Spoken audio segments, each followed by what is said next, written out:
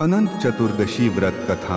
एक बार नैमिषारण्य तीर्थ पर पुराणों के जानने वाले श्री सूत जी महाराज अपने शिष्यों और अन्य ऋषि मुनियों को श्रीमद्भागवत की कथा सुनाते हुए बोले, हे ऋषियों, जरासंध की मृत्यु के पश्चात महाराज युधिष्ठिर ने विशाल राजसूय यज्ञ का आयोजन किया। उस यज्ञ में दूर दूर से भारतवर्ष के बड़े बड़े राजा महाराजा सम्मिलित हुए। पांडवों द्वारा बसाया गया नगर इंद्रप्रस्थ बहुत ही सुंदर था। उसका वैभव और स्थापत्य देखते ही बनता था। पांडवों के लिए असुरों के शिल्पी मय दानव ने बहुत ही सुंदर भवन का निर्माण किया था। उसमें भवन में कई ऐसी विशेषताएं थी जो उस भवन को देखने वालों को भ्रम में डाल देती थी। उसमें जहां पर अग्नि प्रज्वलित होती दिखती वहां सब कुछ सामान्य होता। जहां जल होता वहां स्थल होने का आभास होता और जहां स्थल होता वहां जल होने का भ्रम होता। ऐसी विशेषताओं वाले उस भवन को देखने के लिए दुर्योधन भी गया और उस भवन की भव्यता और सौंदर्य को देखकर विस्मित हो गया। एक स्थान पर जहां जल था परंतु स्थल होने का आभास होता था, वहां वो जल में गिर पड़ा और उसे ऐसी अवस्था में देखकर द्रौपदी को हंसी आ गई और उसने दुर्योधन को अंधे का पुत्र अंधा कह दिया। द्रौपदी द्वारा किए इस अपमान से दुर्योधन तिलमिला उठा। उसने पांडवों और द्रौपदी को अपमानित करने और उनसे उनका राज्य छीनने की इच्छा से पांडवों को हस्तिनापुर आकर जुआ बटा चौसर खेलने का निमंत्रण दिया और उस चौसर के खेल में कपट द्वारा पांडवों का राज्य छीनकर उन्हें दास बना लिया और महारानी द्रौपदी को जीतकर उन्हें दासी कहकर अपमानित किया और उसके चीरहरण का प्रयास किया। उस समय द्रौपदी के सम्मान की रक्षा स्वयं भगवान कृष्ण ने की थी। उसके बाद पांडवों को 12 वर्ष के वनवास और 1 वर्ष के अज्ञातवास का प्रण निभाने के लिए कहा गया। एक सम्राट से महाराज युधिष्ठिर एक वनवासी बन गए थे। उनका समस्त वैभव उनके पास से चला गया था। वो अपने भाइयों और रानी द्रौपदी के साथ वन में रहने के लिए विवश हो गए। एक बार जब भगवान श्री कृष्ण उनसे भेंट करने के लिए आए तब उन्होंने दुखी होकर उनसे अपने मन का सारा हाल कहा और उनसे उपाय पूछा कि कैसे उनकी समस्त परेशानियों का नाश हो सकता है। कौन सा ऐसा व्रत और पूजन है जिसके करने से उन्हें उनका खोया हुआ मान सम्मान और राज्य प्राप्त हो सकता। तब भगवान श्री कृष्ण ने उन्हें अनंत चतुर्दशी के व्रत का विधान सुनाया। श्री कृष्ण ने कहा, हे धर्मराज, अनंत भगवान का व्रत एवं पूजन करने से आपकी समस्त परेशानियों और दुखों का नाश हो जाएगा और जो कुछ भी आपने खोया है वो पुनः आपको प्राप्त हो जाएगा। आपकी सभी मनोकामनाएं पूर्ण होगी। यह कहकर भगवान श्री कृष्ण ने उन्हें अनंत चतुर्दशी के व्रत की विधि बताकर उसकी कथा सुनाई। अति प्राचीन काल में सतयुग के समय में एक ब्राह्मण हुआ करता था। उसका नाम था सुमंत। उसका विवाह वशिष्ठ गोत्र में उत्पन्न हुई भृगु की सुंदर कन्या से हुआ और विवाह के बाद उनके उत्तम गुणों वाली कन्या का जन्म हुआ। उन्होंने उसका नाम सुशीला रखा। सुशीला की अल्पायु में उसकी मां का स्वर्गवास हो गया। तब उसके पिता सुमंत का दूसरा विवाह कर्कशा नाम की कन्या से हुआ। कर्कशा स्वभाव से बहुत ही दुष्ट थी और वो सुशीला के प्रति द्वेषपूर्ण भाव रखती थी। कर्कशा अपने पति से भी प्रतिदिन झगड़ा किया करती थी। समय के साथ सुशीला की आयु बढ़ती गई और वो विवाह के योग्य हो गई। उसके रूप और गुणों की चर्चा सुनकर वेदों के ज्ञाता और मुनियों में श्रेष्ठ कौंडिल्य ऋषि सुमंत के पास सुशीला से विवाह की इच्छा लेकर आए। कौंडिल्य ऋषि ने सुमंत से उसकी पुत्री सुशीला विवाह उनके साथ करने के लिए कहा। सुमंत ने खुशी के साथ अपनी पुत्री का विवाह कौंडिल्य ऋषि के साथ कर दिया। अपनी पुत्री को विदा करते समय उसे कुछ देने की इच्छा से सुमंत अपनी पत्नी कर्कशा से कहा, तो उसने घर के सारे पुराने सामान और बारात के खाने के लिए रास्ते के भोजन के लिए रात का बचा हुआ भोजन बांध दिया। यह सब सुशीला ने देख लिया। उसको यह देखकर बहुत दुख हुआ। उसे लगा कि जब उसके ससुराल वालों को यह सब पता चलेगा तो उसका कितना अपमान करेंगे, उसे उनका तिरस्कार भी सहना पड़े। यह सोचकर उसके मन में आत्महत्या का विचार आया। जब मार्ग में सब एक नदी के किनारे रुके तो सुशीला नदी में डूबकर आत्महत्या करने के विचार से वहां पहुंच गई। वो जब वहां पहुंची तो उसने देखा कि वहां पर बहुत सी स्त्रियां कोई पूजन कर रही हैं। सुशीला ने उन स्त्रियों से पूछा कि आप लोग यह क्या कर रही हो? तब उन्होंने उसे बताया कि आज अनंत चतुर्दशी है और हम सब अनंत भगवान का व्रत एवं पूजन कर रहे हैं।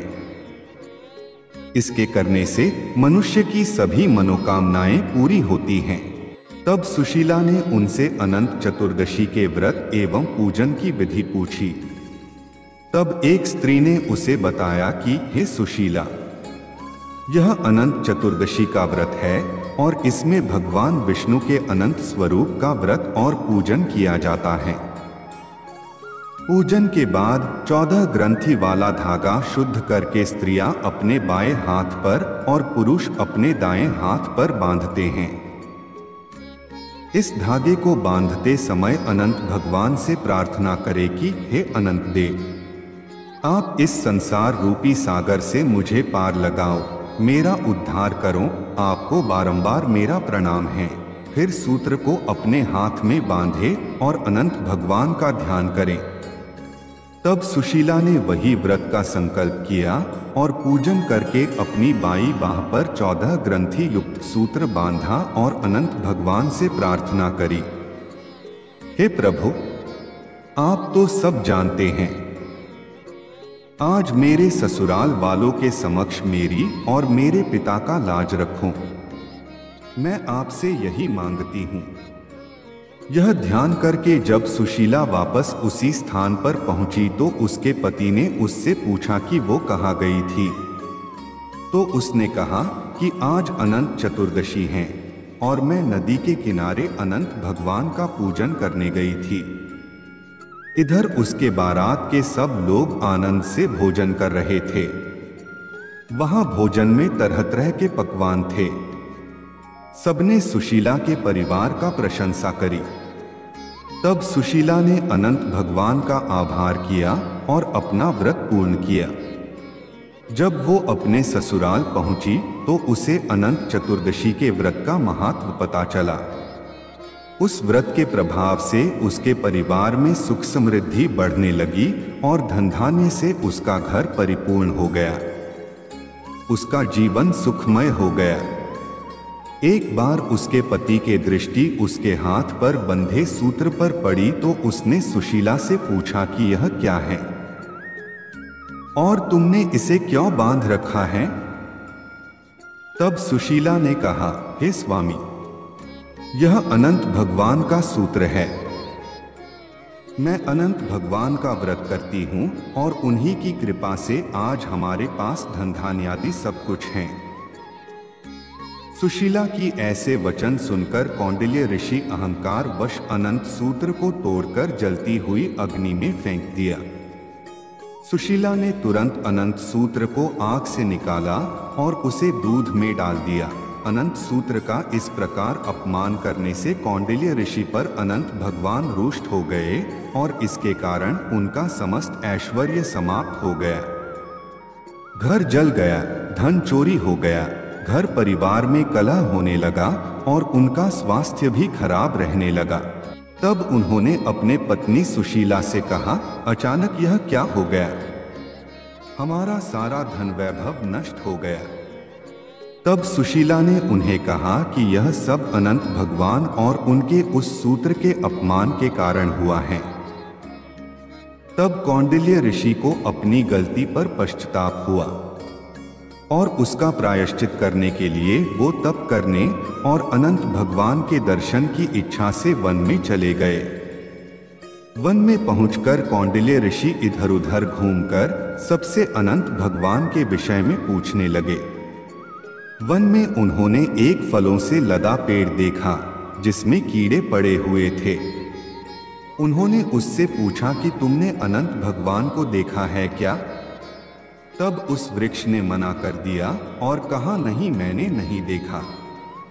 यह सुनकर जब कौंडिल्य ऋषि आगे बढ़ने लगे तो वृक्ष ने कहा कि अगर तुम्हें अनंत भगवान मिले तो उनसे पूछना कि मेरे अंदर कीड़े क्यों हैं। तब कौंडिल्य ऋषि उसे हाँ कहा और आगे बढ़ गए। अनंत भगवान के दर्शन की इच्छा मन में लिए कौंडिल्य ऋषि वन में आगे बढ़ते रहे। वन में उन्हें घूमती गायें और बछड़े मिले। तब कौंडिल्य ऋषि ने गायों से पूछा, हे गौमाता, क्या तुमने अनंत भगवान को देखा है? तब उस गाय ने भी मना कर दिया। आगे कौंडिल्य ऋषि को एक बैल मिला, उससे भी उन्होंने वही प्रश्न किया तो उस बैल ने भी मना कर दिया। उससे आगे उन्हें 2 पुष्करणियां मिली, उनसे भी उन्होंने वही सवाल किया और उन्होंने भी वही उत्तर दिया जो उनसे पहले सब ने दिया था। इस प्रकार कौंडिल्य ऋषि वन में आगे बढ़ते रहे और उन्हें जो भी मिलता उससे वो यही प्रश्न पूछते कि क्या आपने अनंत भगवान को देखा है?